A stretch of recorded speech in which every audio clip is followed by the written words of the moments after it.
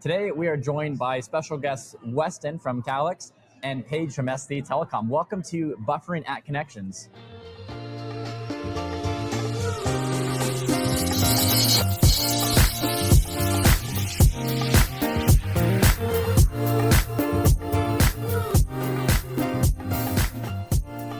Thank you. Appreciate it. Thanks for having us. Yeah, Weston, we're so excited to have you. And this might be your first time on the podcast too, Paige, Yep. you as well. I was here last year, actually. That's true. Yeah. We were in the dungeon last year. We were in the that dungeon weird last little- year. Yes. That weird little room. I don't know if those episodes count, but Yeah.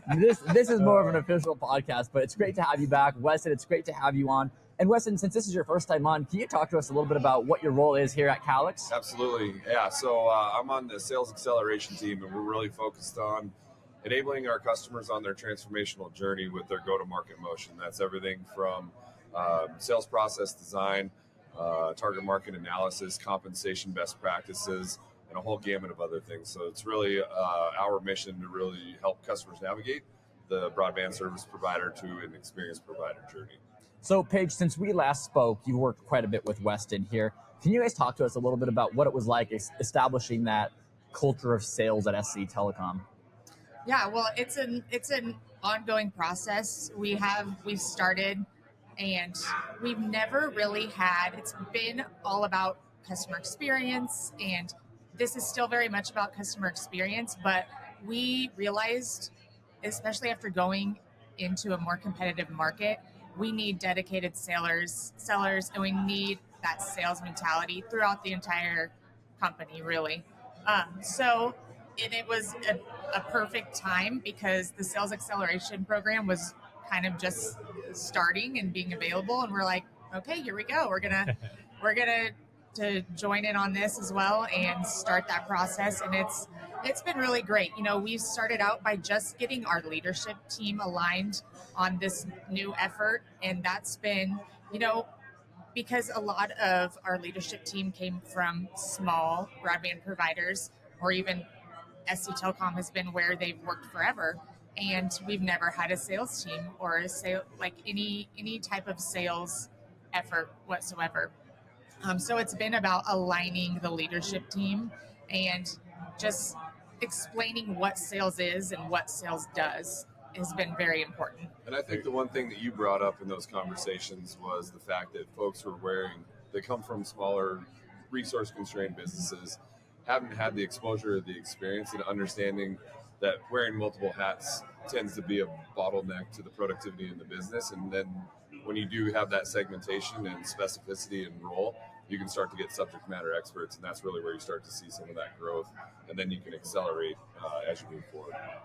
Absolutely. To Weston's point, we had what we call our customer experience team, and that's the team that, you know, will answer the phone and help the customer when they call in. They were wearing so many different hats that in the beginning, when we, you know, it was perceived as they were losing that experience with the customer. They were, you know, why are you taking the businesses away from us? We can do this. We know you can do this, but we want you to specialize in a different avenue with the customer on the support and the experience, so that you can specialize in that and hone in on that, and the sales team can be out there generating the revenue and bringing that business in for then you to support. So it was really explaining that, like, we're not taking anything away from anybody.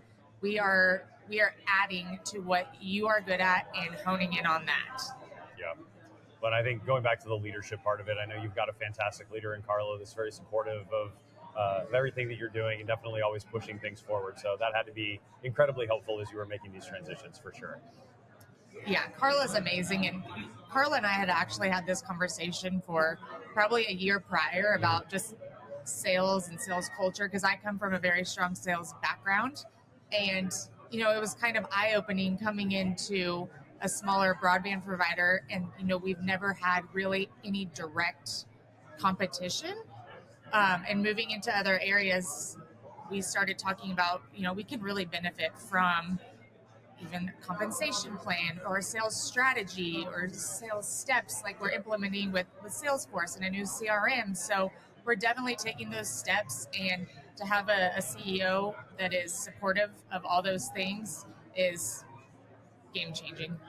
So as you move through this process, have you established any key milestones, metrics, KPIs, anything you're doing to measure results throughout this?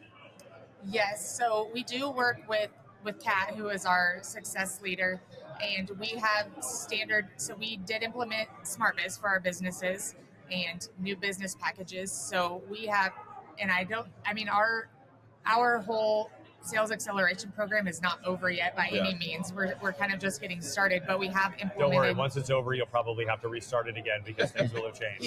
Things will have changed. That's very true. An ongoing process. But we have started implementing some of the things and kind of testing out some compensation plans. Yeah. And we went from sporadically getting, 1 to 3 SmartBiz customers a month to, in the past 3 months, we've had 12 or more. Wow. And that's just from one person, really. It's amazing. So, it's been crazy, the success we've seen just this far.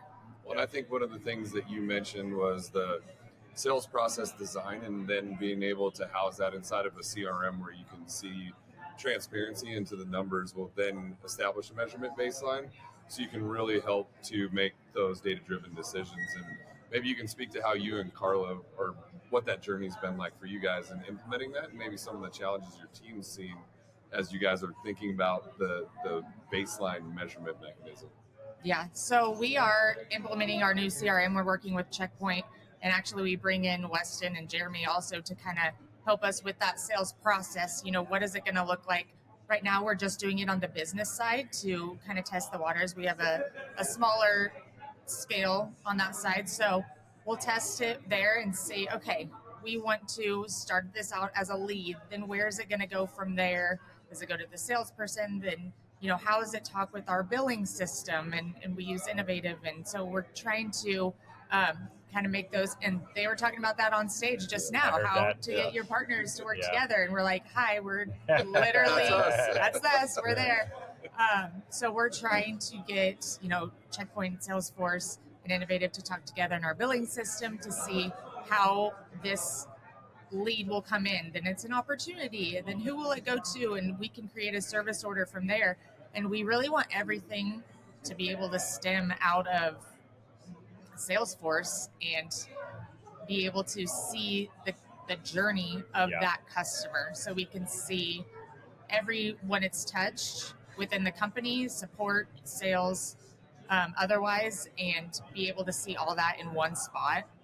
It will be very important. It allows you to be thoughtful about that actual sales process and the customer life cycle before the sale even happens, and think about, okay, how are we going to drive sales through? What are the specific touch points where we can insert ourselves into these conversations to accelerate sales and frankly, just have that measurement of what's going on in the funnel.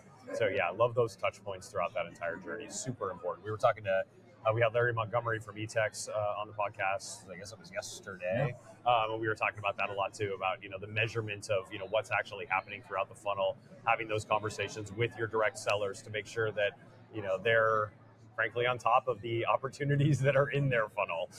Yeah, and that's something that we're excited about also, being able to have a funnel and a pipeline to see where we're going to be at in 6 months, in a year, and it's scalable, right? Like right now we have 2 salespeople, but as we grow our subscriber base, that number is going to grow. Our sales team is going to get bigger. Yep. And this is something that is scalable that we can implement for everybody. Well, and it helps you understand when you need to make those investments. Hey, we've got this much opportunity in the funnel. I've only got 2 salespeople. I really need to add hey, Carla, I really need to add a third. Exactly. But you can use that via a data-driven approach of, hey, we have these sales in the funnel and this opportunity, and we can go close it if we had more people actually having these conversations. I think one of the other added benefits when you're looking and speaking about sales and some of the succession planning is you want to find repeatable success is now that you have that measurement and those metrics, it helps with the onboarding process, because then you can point to what are the things that are working,